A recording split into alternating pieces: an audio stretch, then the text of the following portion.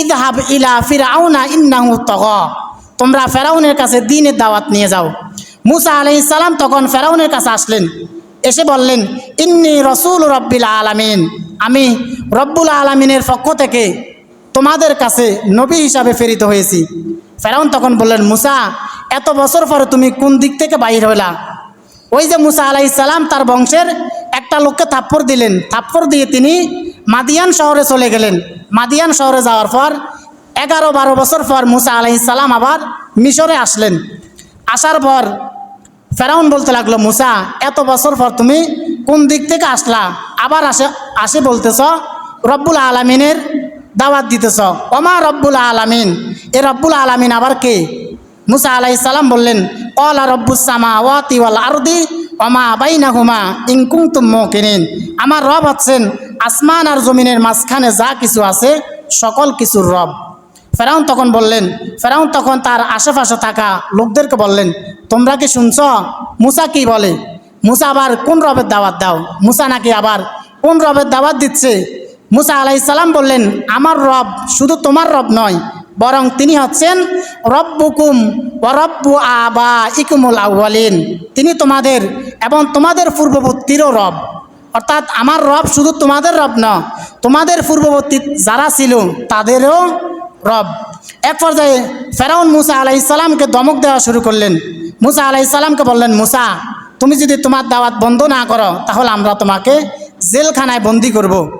মুসা আলাইহিস সালাম বললেন, ক্বালা আওয়ালাউ জিতুকা বিশাইইম মুবিন, মুসা আলাইহিস সালাম বললেন, ফেরাউন, আমি যদি তোমার কাছে প্রমাণ দেখাতে পারি তাহলে কি তুমি বিশ্বাস করবে আমি আল্লাহর নবী? ফেরাউন বললেন, তুমি যদি প্রমাণ দেখাতে পারো তাহলে আমরা বিশ্বাস করব তুমি সত্যিকারের নবী। ফেরাউন তখন আল্লাহ তাআলা মুসা আলাইহিস সালামকে যে 2টি মুজিজা দান করলেন, 1 নম্বর মুজিজা হচ্ছে তিনি যখন তার হাতের লাঠি মাটিতে ফেলে দিতেন সাথে সাথে সাপে পরিণত হয়ে যেত।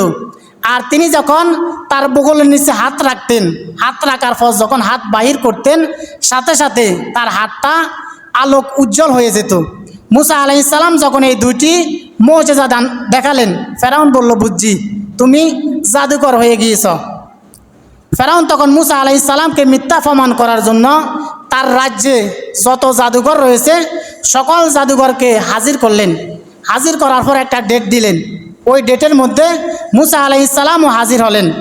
মুসা আলাইহিস সালাম তখন জাদুঘরকে বললেন, ক্বালা লাহুম মুসা আলকু মা আনতুম মুলকুন, মুসা আলাইহিস সালাম বললেন, তোমরা কি জাদু দেখাইবা? দেখাও।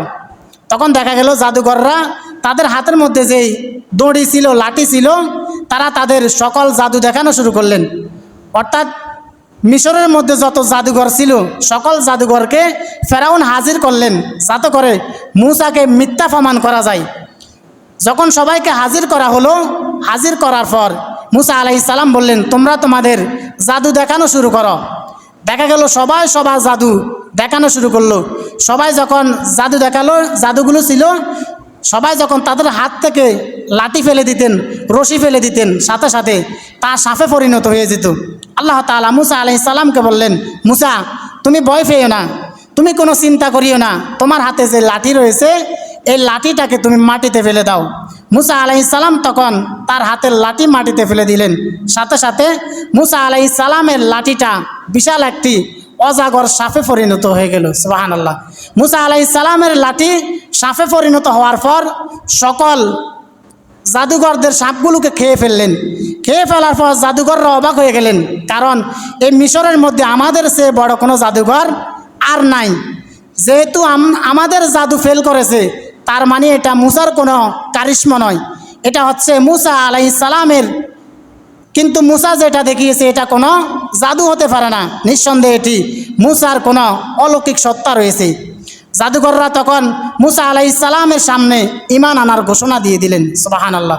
জাদুঘররা বললেন, ওয়া উলকিয়াস সাহারাতু সাজিদিন ক্বালু আমান্না বিরাব্বিল আলামিন, সকল জাদুঘরগণ সেজদায় পড়ে গেলেন।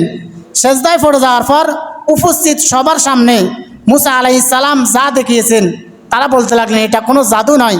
সুতরাং ক্বালু আমান্না বিরাব্বিল আলামিন, আমরা ওই রব্বুল আলামিনের উপর ঈমান আনলাম। ফেরাউন তখন বলল, হাই হাই, আমি যাদেরকে আনলাম মুসাকে মিথ্যা প্রমাণ করার জন্য, এখন দেখি তারা সবাই মুসার পক্ষে চলে গিয়েছে। ফেরাউন তখন তাদেরকে ধমক দেওয়া শুরু করলো।